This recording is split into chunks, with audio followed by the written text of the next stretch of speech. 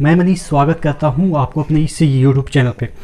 दोस्तों आज अपन 2021 में जो आपका पेपर हुआ DFCCIL का, उसमें कितने आपके नंबर आ रहे हैं तो आप सेफ जोन में हो सकते हैं।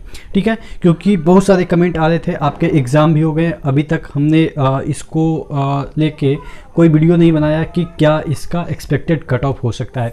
देखिए, आपको पता है कि पिछला जो रिकॉर्ड है कि किस तरीके से कट ऑफ रहा, क्योंकि मैं खुद दिया था और मैं 2 नंबर से शायद मेरा सिलेक्शन नहीं हो पाया था। तकरीबन 54 पोस्ट थे, तो हो सकता है कि पिछली बार मेरा एक्सपीरियंस ना हो या जिस तरीके से हो। और बहुत सारे लोग ये भी पूछना चाहेंगे कि इस बार आपने फॉर्म भरा था कि नहीं भरा था। एक्चुअली मैं अब जिस जॉब में हूँ तो मुझे लग रहा है कि उतना लेवल का वो जॉब आ गया है, तो मुझे भरने की मुझे लगा कि ज़रूरत नहीं है और अलग से सिलेबस पढ़ना, ये सब चीज़ें, जिसकी वजह से मैंने इस फॉर्म को नहीं अप्लाई किया था। तो ये मेरा था। लेकिन हाँ, पिछली बार जब मैंने अप्लाई किया था तो 54 सीट था, जिसमें कि मेरा ऑल ओवर इंडिया रैंक 990 था। तो ये थी मेरी हिस्ट्री। लेकिन आज अपन एनालाइज करेंगे कि क्या इसका एक्सपेक्टेड कट ऑफ हो सकता है। पिछली बार जो रहा उससे थोड़ा सा आपके इधर ही यहाँ पे देखने को मिल सकता है। एक एक पोस्ट को देखेंगे और आपका क्या स्कोर है वो आप नीचे कमेंट बॉक्स में कमेंट करके बताएंगे। देखिए, फिलो इंडिया का बेस्ट ट्यूटर ऐप है। यहाँ पे teachers entrance exam, government job exam या 12th तक के बच्चों को प्रतिदिन 4 घंटे पढ़ा के 20,000 तक अर्न कर सकते हैं, कोई भी लैंग्वेज किसी भी सब्जेक्ट को पढ़ाकर। फिलो ऐप में टीचर्स के द्वारा एनरोल करने का तरीका, पहला स्टेप है आप साइन अप करेंगे अपने मोबाइल नंबर से, उसके बाद आप अपना बेसिक डिटेल डालेंगे। सेकंड स्टेप में आप एक्सेप्ट का बटन दबा के आगे प्रोसीड करेंगे। थर्ड स्टेप में अपना प्रोफाइल पिक्चर अपलोड करेंगे, साथ ही आपको आईडी प्रूफ अपलोड करना है। फोर्थ स्टेप में सिलेक्ट करें जो टॉपिक आप पढ़ाना चाहते हैं। फिफ्थ स्टेप में आप रिकॉर्ड करें इंट्रोडक्शन वीडियो, जिसमें ये बताएं कि कैसे आप पढ़ाना चाहते हैं। अंत में वेरिफिकेशन के लिए आप सबमिट करें, जो 48 घंटे के अंदर वेरीफाई हो जाएगा। वेरीफाई होने के बाद आपका जर्नी यहाँ से स्टार्ट होता है। नीचे डिस्क्रिप्शन बॉक्स में लिंक दिया हुआ है, तो एक बार वहाँ जरूर विजिट कीजिए। देखिए, जहाँ पे भी एक शिफ्ट से ज़्यादा आपके एग्ज़ाम हुए हैं वहाँ पे नॉर्मलाइजेशन होगा। और नॉर्मलाइजेशन की मैं बात करूँ तो यहाँ पे उतने वेरिएशन आपको नॉर्मलाइजेशन में दिखेंगे नहीं, क्योंकि यहाँ पे शिफ्ट बहुत कम हुए हैं। जैसे कोई ऐसा पोस्ट होगा इसमें जिसमें कि 2-3 शिफ्ट में हुए होंगे, लेकिन अगर रेलवे की बात करें, SSC की बात करें, तो वहाँ पे 20-20, 25-25 से 100 आपके शिफ्ट हो जाते हैं, जिसकी वजह से वहाँ पे वेरिएशन जो है नॉर्मलाइजेशन का वो ज़्यादा दिखते हैं। लेकिन इस पर्टिकुलर एग्ज़ाम में आपके ज़्यादा से ज़्यादा 3 से 4 शिफ्ट हुए होंगे किसी भी पर्टिकुलर यहाँ पे पोस्ट के लिए। तो वहाँ पे अगर हम वेरिएशन की बात करें, क्वेश्चन का लेवल की बात करें, तो ज़्यादा डिफरेंस नहीं होने की वजह से आपका जो नॉर्मलाइजेशन है वो लगभग मतलब कि सभी का सेम ही होगा। ऐसा नहीं है कि किसी का 20 नॉर्मलाइजेशन में बढ़ गया और किसी का 2 नंबर बढ़ रहा है। ऐसा मुझे लग रहा है कि कम ही देखने को मिलेगा। ठीक है, जहाँ पे भी अगर एक शिफ्ट में एग्ज़ाम हुआ है उसमें आपका कोई नॉर्मलाइजेशन देखने को नहीं मिलेगा। ठीक है, और ये जो क्वेश्चन है वो 120 नंबर का है और 120 में ही ये वाला कट ऑफ निर्धारित किए गए हैं। और यहाँ पे मैं नॉर्मलाइज मार्क्स नहीं लिखा हूँ, रा नंबर लिखा हूँ। ठीक है, तो नॉर्मलाइजेशन आपके अकॉर्डिंग देख लेंगे कि कहाँ पे कौन से शिफ्ट में नॉर्मलाइजेशन होगा, क्योंकि नॉर्मलाइजेशन पे कोई भी कट ऑफ नहीं बना सकता है, क्योंकि नॉर्मलाइजेशन में बहुत सारे फैक्टर यूज होते हैं। तो ये आपके रा नंबर है, यानी कि अगर काट पीट के इतना नंबर आ रहा है तो आप सेफ जोन में हैं, यानी कि आपका सिलेक्शन हो सकता है। पहला पोस्ट की बात करें तो एग्जीक्यूटिव ऑपरेशनल एंड जो BD है उसका पोस्ट था, 120 नंबर के थे। इसमें साइको होना है, इसमें भी नॉर्मलाइजेशन होगा। अगर पोस्ट की बात करें तो 237 यानी कि 237 पोस्ट इसमें है। अगर आप UR में 72 नंबर ला रहे हैं तो साइको के लिए आप क्वालिफाई हो जाएंगे। ठीक है, अब इसका कट ऑफ थोड़ा सा ऊपर जाएगा, साइको के बाद पता चलेगा। ठीक है, अगर हम बात करें EWS की तो 71 प्लस ला रहे हैं, OBC में 70 प्लस, SC में 67 प्लस और ST में 59 प्लस ला रहे हैं, तो आप साइको के लिए 100% क्वालिफाई हैं। ये मैंने जो नंबर लिखा है वो एक्सट्रीम लेवल पे लिखा है, यानी कि इससे ऊपर नहीं नीचे ही जा सकता है। किसी भी कंडीशन में अगर ऊपर जाता है तो 1-2 नंबर ऊपर जाएगा। तो यहाँ पे आप +2 यानी कि आप 70 को 72 मान सकते हैं या 70 को 68 मान सकते हैं, +2 या -2 हो सकता है। ठीक है, इतना से ज़्यादा वेरिएशन मुझे नहीं लग रहा है कि दिखेगा। जूनियर एग्जीक्यूटिव ऑपरेशनल BD की बात करें तो यहाँ पे 225 यानी कि 225 वैकेंसी थे। और अगर हम बात करें UR में तो यहाँ पे 86 जा सकता है रा नंबर। और EWS में 84 और OBC में 82 और SC में 76 और ST में 68 का एक्सपेक्टेशन है कि इतना तक आपके अगर नंबर आ रहे हैं तो आपका सिलेक्शन हो जाएगा। एग्जीक्यूटिव सिविल की बात करते हैं। एग्जीक्यूटिव सिविल की बात करते हैं, यहाँ पे 73 वैकेंसी है और यहाँ पे फाइट तगड़ा है, ठीक है। 87 है।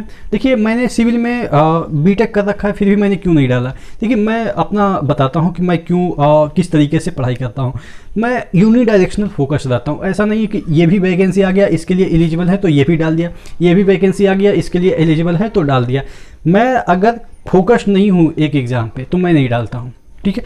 जब मैं फोकस्ड हो जाऊंगा कि हाँ ये एग्ज़ाम मैं 100% निकाल सकता हूँ तभी वो फॉर्म को अप्लाई करता हूँ। ये मेरा पता नहीं, मैं हालांकि ये मेरा गलत मतलब कि परसेप्शन है कि जिसमें कि हम 100% श्योर हैं उसी को डालते हैं। हो सकता है कि कुछ फैक्टर लक फैक्टर काम कर जाए कि ना भी जानते हुए भी सिलेक्शन हो जाए, वो अलग बात है कि ऐसा होता नहीं है, लेकिन ये मेरी डिमेरिट है। तो इस वजह से मैंने यहाँ पे वैकेंसी होने के बावजूद मैंने नहीं डाला इवन सिविल का होते हुए, क्योंकि मुझे पता है कि फिर अगर मैंने डाला तो 100% इस पर फोकस करेंगे तो मेरा इधर का CBT2 डैमेज हो सकता है NTPC का, और अगर इधर CBT2 डैमेज हो जाएगा फिर उधर मेरा बिहार SSC का टाइपिंग वगैरह था। तो इस वजह से मैं इस वैकेंसी में मतलब पार्टिसिपेट नहीं किया। ये मेरी मतलब मजबूरी आप कह सकते हैं या परसेप्शन था, क्योंकि मुझे टाइपिंग भी देना था, जो बिहार SSC का टाइपिंग था वो भी देना था, तो उसके लिए मैं प्रैक्टिस में लीन था। या आप कह सकते हैं कि जो CBT2 है वो मैं एक्सपेक्ट कर रहा था NTPC का कि जल्दी हो जाएगा, तो इधर मेरा 100% फोकस था, तो इस वजह से मैं ये नहीं दे पाया,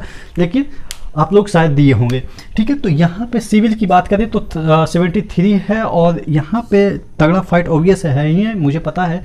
87 अगर UR से बिलोंग करते हैं और EWS से बिलोंग करते हैं तो 85, OBC से बिलोंग करते हैं तो 83 के अराउंड अगर लाते हैं तो आपका सिलेक्शन हो जाएगा। SC से हम बात करें तो 77 है और ST की बात करें तो 68 है।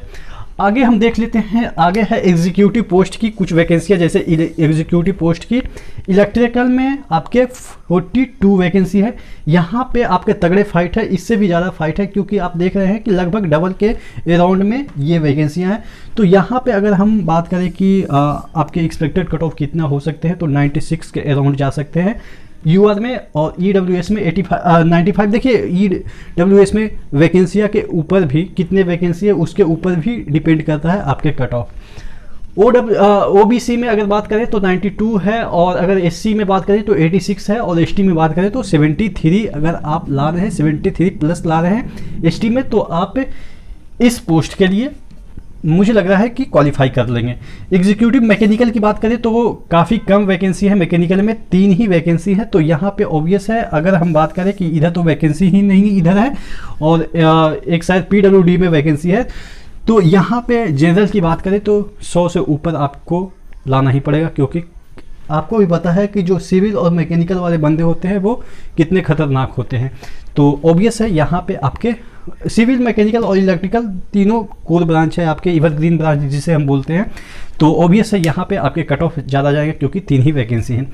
अगर बात करें एग्जीक्यूटिव SNT की बात करें तो यहाँ पे 87 वैकेंसी है, और अगर हम बात करें इसका जो कट ऑफ की तो 72, और अगर हम बात करें EWS का 71 जा सकता है, OBC का 70 जा सकता है, और SC का 66 और ST का 59 के अराउंड जा सकता है।